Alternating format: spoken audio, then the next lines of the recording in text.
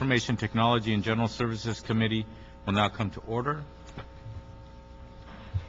We are meeting under a revised agenda, and I will immediately go to items number 6 and 7, and we will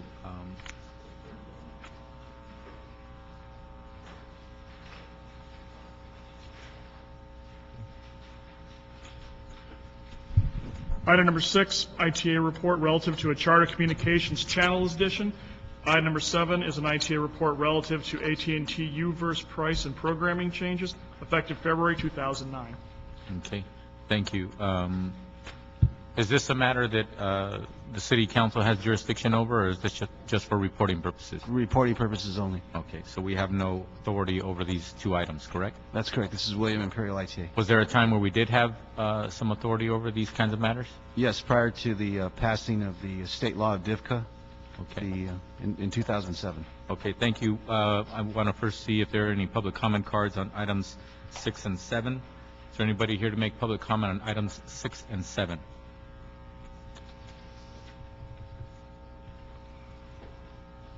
Any of those items 6 and 7?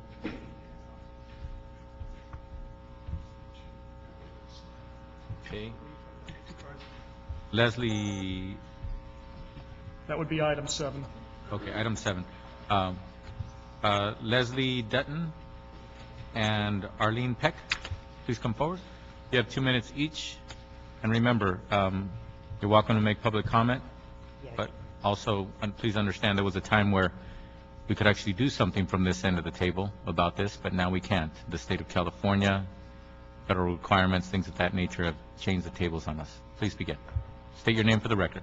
My name is Leslie Dutton, and I'm with the Full Disclosure Network. I was quite surprised to learn about the items before this committee today, in particular with regards to the UVerse system proposed by AT&T. We have not been provided or are not aware of what the circumstances are with regards to the prices change. But it has been called to our attention due to the committee's report that there is a whole new stream of funding coming to the city from AT&T. It's specifically 1% of the AT&T's gross revenues. Considering that Time Warner's gross revenues, the 1% is about $25 million, it would appear that that they're going to be providing at least that and maybe more from AT&T, which is quite a windfall that I think the public have been led to believe was not in the horizon. Here we're sitting here without our community cable channels, and we have AT&T now before us proposing a system that would put all of the city's channels into a regional channel on a website-like structure, and would basically be like finding a needle in the haystack for public access producers. And I'm just wondering, I would like to know if we're expecting this kind of a huge multi-million-dollar windfall to come from Verizon. Is AT&T the only one, or are we expecting another multi-million-dollar windfall? Thank you. State your name for the record, please, and you may begin. My name is Arlene Peck, and I have a very high caliber celebrity interview television show for the past 20 years on cable. And one of the things that's upset me is this is a training ground. I've had so many of my, A-list celebrities that have been upset because they realize that so many, this is an industry city, and they get their training, in shows like ours. And without that, there's going to be a big loss in the city, which is specifically an industry city. And I have a couple questions that I have to ask you. I said, one, the public needs to know where the $25 million in cable franchise fees are going. Has it gone into a sludge fund? And how a little bit off topic on, you have general comment time at the end of the committee to make those kinds of comments and questions. The two items before us, 6 and 7, that we're talking about right at this moment, don't speak directly to that. Well, the subscribers are still paying for 14 of the public access channels, and would you like to revert to speaking on public comment, general public comment, on those matters? Would that come? I will give you an opportunity to speak. That would be fine. I'm just saying, you know, if we want to get cute with each other, we can No, go no, tit for tat that's on fine. it. I'll be happy to do it in general. Got it. All right. Okay. Well, then reserve those comments for general public comment. Thank you. Okay. Okay. With that, once again, these are matters, 5, 6, and 7 are matters that are now handled at the state level. If you have issues with items 6 and 7, the relevant organization or agency is a state agency, the PUC, correct? The PUC would actually hopefully listen to you and maybe do something about it. So with that, we'll note and file items 6 and 7. We now move to item number 1.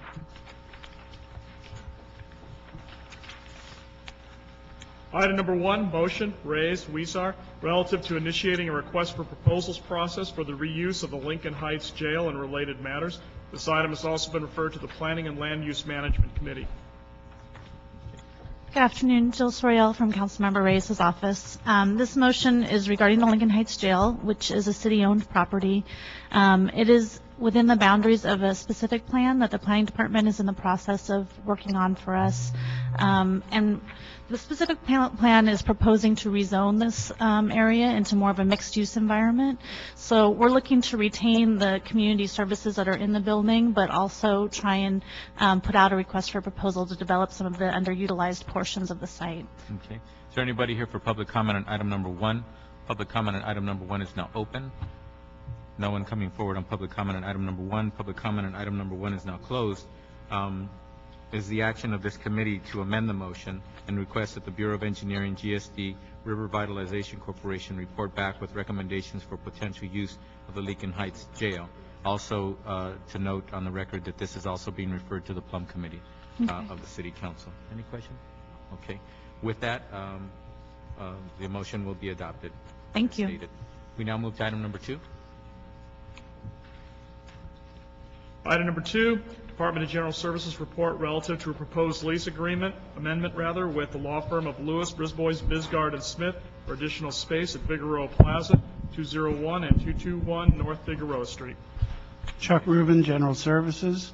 This is adding a small amount of space to LBBS's existing lease, and it's additional revenue for the city. Okay. And this is a full-service gross lease. Correct. Okay. All right. Anybody here to make public comment on item number 2? Is anybody here to make public comment on item number 2? Seeing and hearing none, public comment on item number 2 is now closed. Any questions or comments? Okay. With that, it'll be the action of this committee to approve the GSD report. Thank you. We now move to item number 3. Item number 3, General Services report relative to a lease with the State of California for continued use of the 6th floor courtroom at 638 South Beacon Street in San Pedro. Currently, this space is used by the County of Los Angeles for court. The jurisdiction is being given to the state, and so we are changing the lease. Upon their takeover of the county function, we will then be leasing with the state. Continued revenue at the same rate with allowances for annual increases. Okay. So the main point of this item is that the landlord name has changed. So the checks that we send to pay this rent will be sent, instead of the county, will be sent to the state of California. Actually, we're the landlord, Oh, I'm sorry.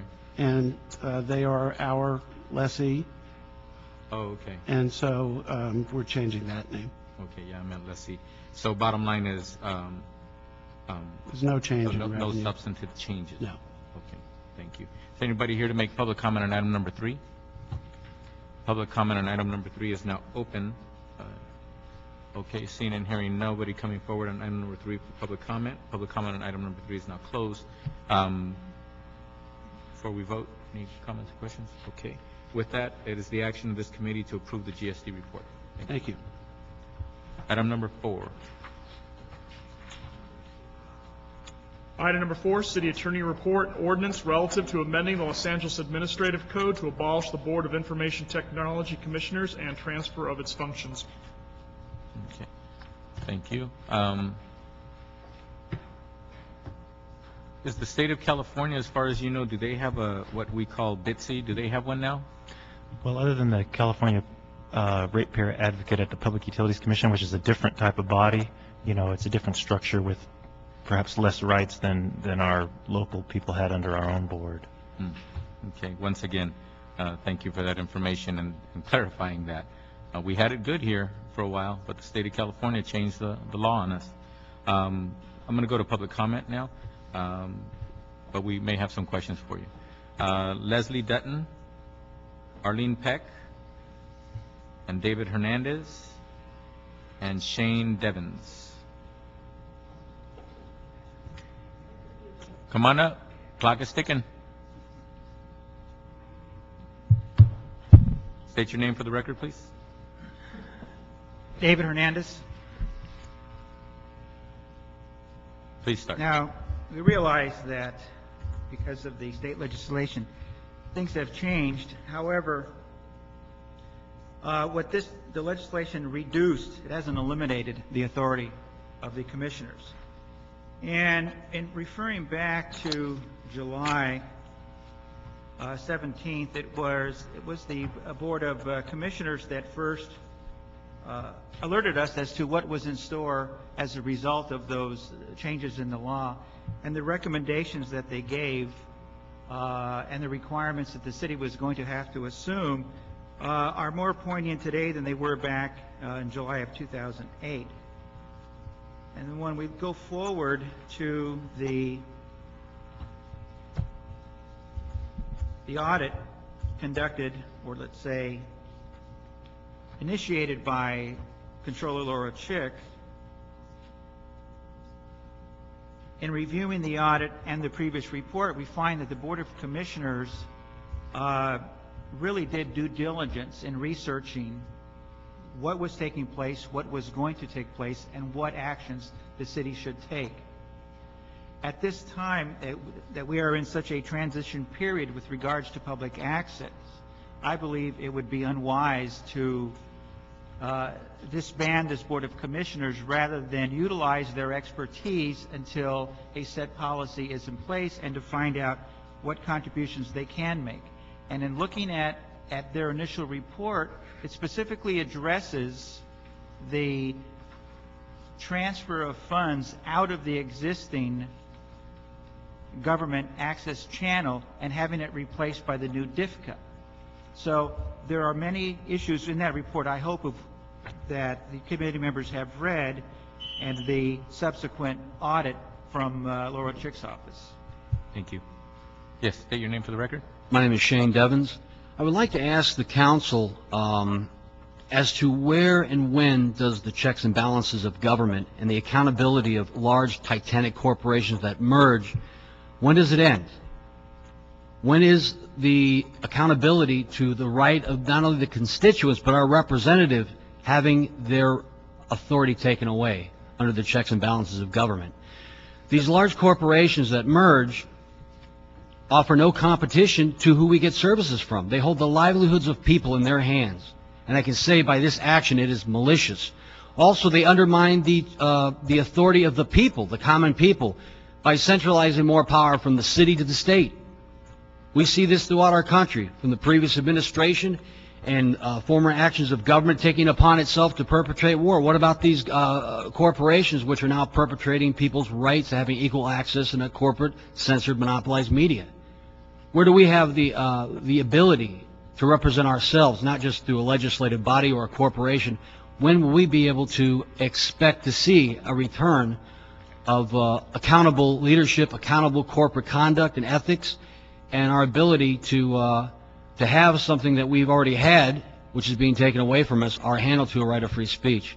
And if the city is going to have business from these corporations, that they have to be accountable to the city, not just the state. We also pay money for that to the city, not just for the state or the federal government. So you are participating, and we are a participating part of this chain of government. And if you allow this to continue, then we will eventually snowball in having less and less rights, and eventually people speculate we're going to have a police state by these corporations that continue to merge together and have the livelihood of families in their hands and threatened by reprisals, by criticism, by being fired. Thank you. Leslie Dutton, Arlene Peck.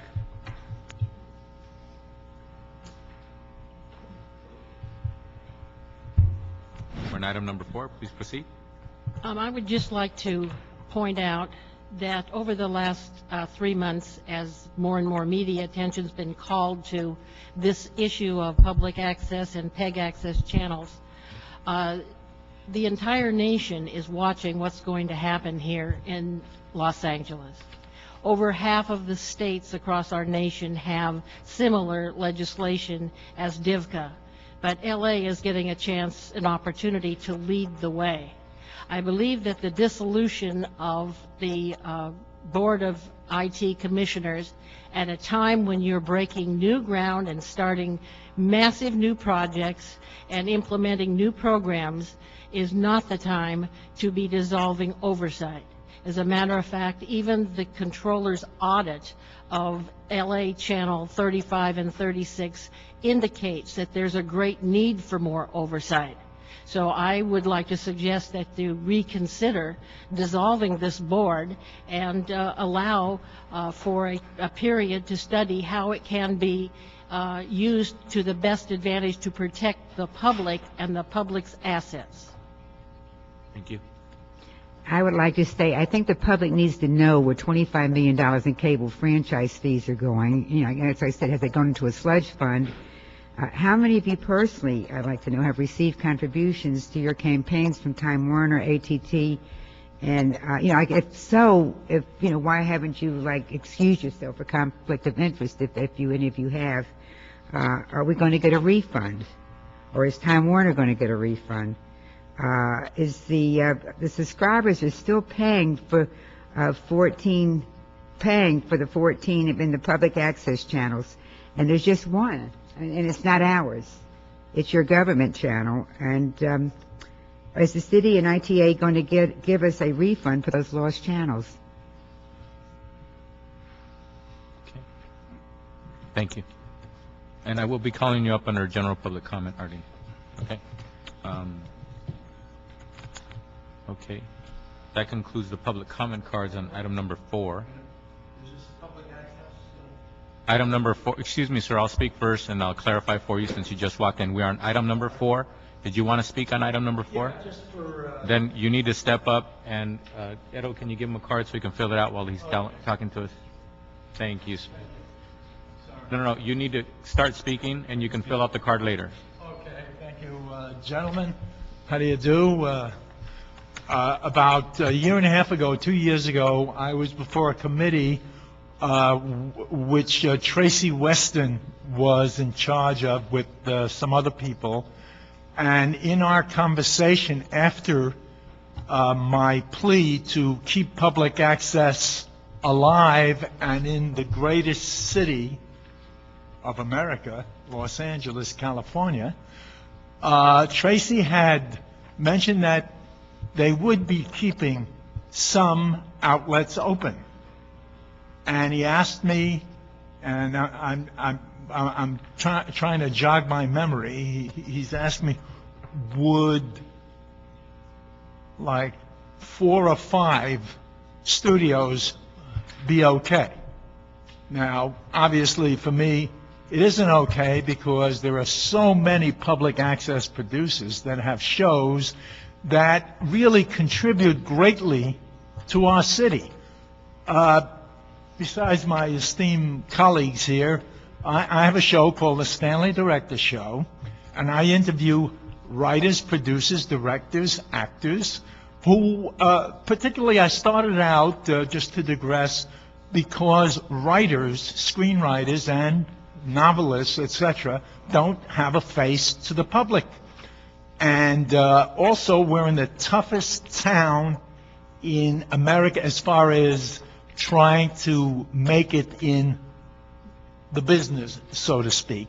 So my show was based upon that idea where I would be interviewing these writers, and mostly older writers that you probably saw their names on such films as Bad Day at Black Rock, Never So Few, Raintree County, and I was the vehicle for them to tell us the inside information on what it is to make a career in this town. Thank you very much, and please fill out the card, item number 4. Thank you. Thank you.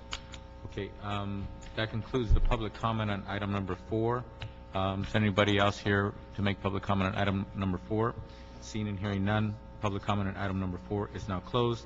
What we have before us is the city attorney report and draft ordinance, as was stated at the opening of the item. Any comments or questions? I would just, when they completed the new ordinance and the change of duties, are they by ordinance now a part of ITA? Yeah. Whatever duties are left after DFCA basically gutted our responsibilities locally, ITA would be the entity that would actually deal with it. That's correct, Council And they Member. would come directly to the council instead of BITSI. Okay, so now it goes directly to the elected body of these decisions instead of having BITSI and then the elected body deal with it next. So with that, we have a motion to approve the city attorney report and the draft ordinance. That item is approved. Now we move to, what I'm going to do, ladies and gentlemen, because we're going to go into closed session on item number 5, I'm going to go to general public comment first, and then I'm going to go to public comment on item number 5, and then we're going to go into closed session on item number 5.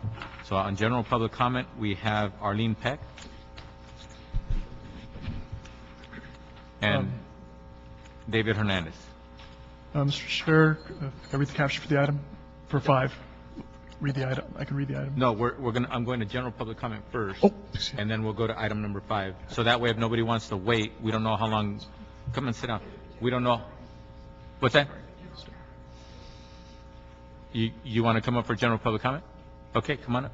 We're here now. General public comment. Fill out a card under general public comment. Okay.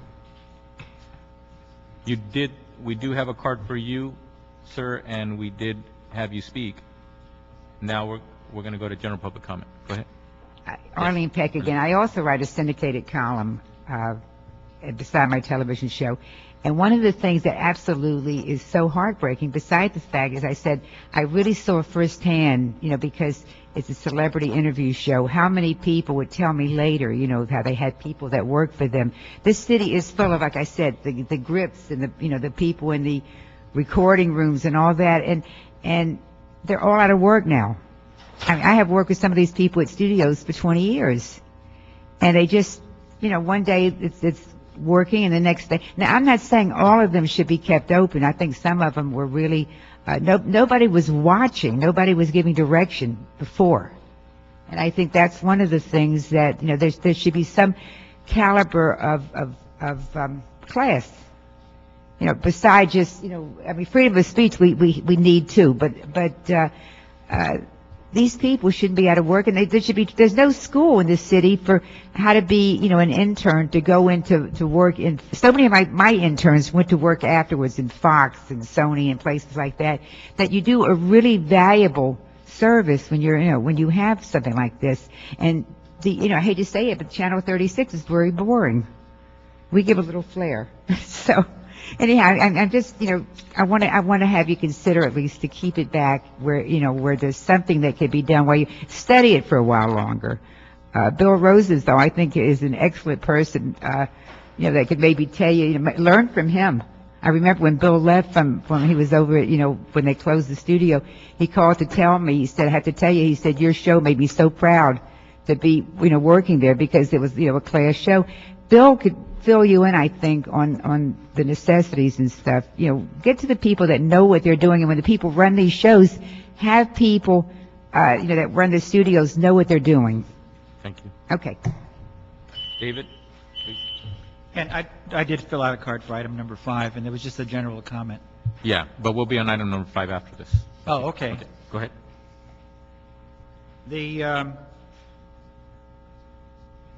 The audit conducted really raised quite a few questions that I had with regards to funding that was used for the Academy of Television and Arts and Science for the Emmy Awards, fees paid by LA Channel 36, the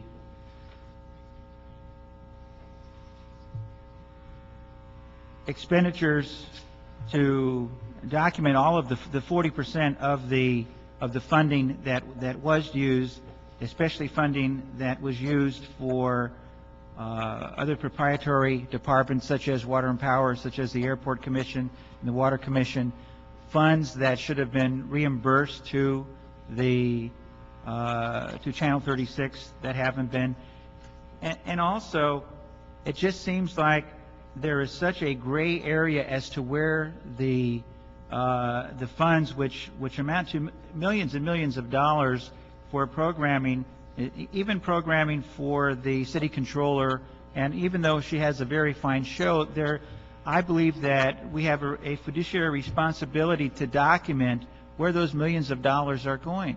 And the audit, although it was thorough, it really left a lot more questions than it gave answers with regards to where those funds were expended. And so I would hope that as a committee and as the city attorney review that audit very carefully, and I will be submitting a list of questions that not so much concerns, but I believe items that the public has a right to have answered. Thank you. Thank you. Shane Devins.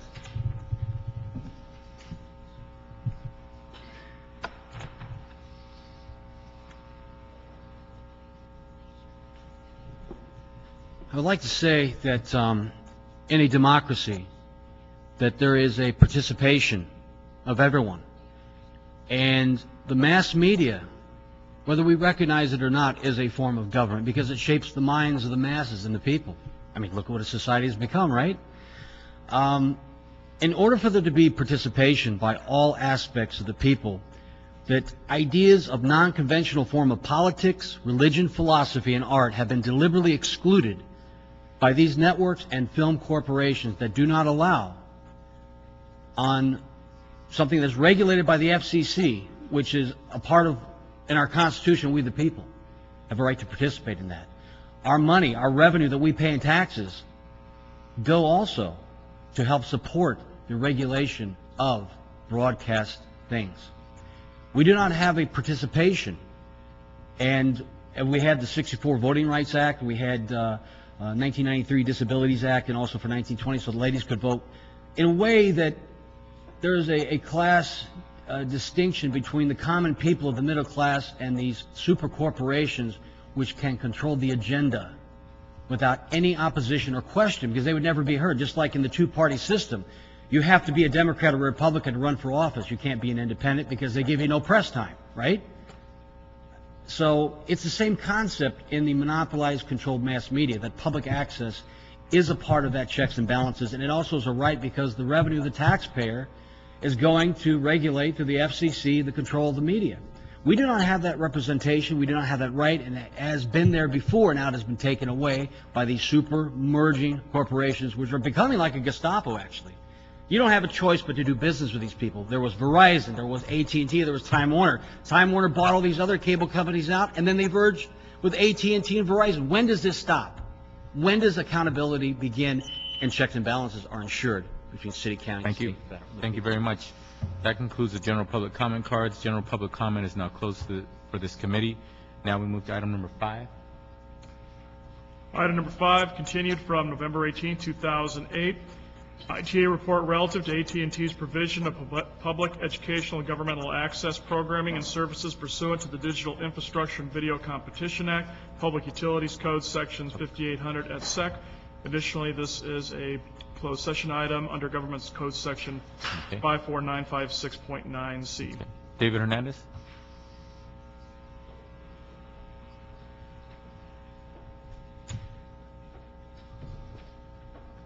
Thank you, committee members. In reviewing the exchange of documents between AT&T and the city, the question appears to be as to the timing or the date when the funds are to be delivered. But there is no question that funds are going to be delivered. And my general comment with regards to number 5 really goes back to a couple of months ago when we first addressed this issue and the absence of a financial impact statement and a community impact statement. And without and I realize because of the possible pending litigation that it is a closed session item. What is in question is really not the amount, but as to when that amount is going to be required to be delivered. And I believe that in the overall assessment of where we're going or how we're going to move forward with public access and with the government programming, that the more information we have with regards to funds on hand, which would also be beneficial to the Budget and Finance Committee, and also the community impact, I believe that those two items, like when we first came here, would have been more beneficial to all of the parties involved, knowing where you stand and for us to know exactly what funds are available, what your limitations are, so that we could at least find a point to where that we can work together rather than be so adversarial brought about by the lack of information. So that was just my comment. Okay. Thank you very much. With that, that closes public comment for item number 5. We are now going to go into closed session. I apologize, everyone. We have to clear the room as a closed session. There only can be the members and the appropriate attorneys and staff to discuss the item in closed session. So everybody's going to have to get up, and you're welcome to go outside. You don't have to go home, but you can't stay in here. And then we will reopen the doors when we reopen the committee after closed session. And that means whoever has these cameras, please take them outside. Yes. Not a good idea to have cameras on in closed session. We might as well just leave everybody in here.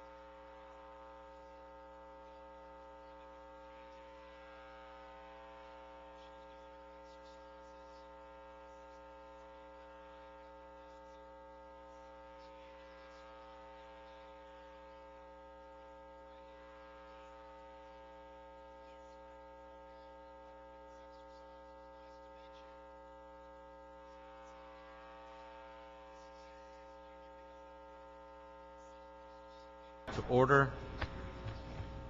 We are on item number 5. We were in closed session, so we're back now into open session, and to announce that the motion was made and approved to direct ITA and City Attorney to proceed with litigation on item number 5. Okay.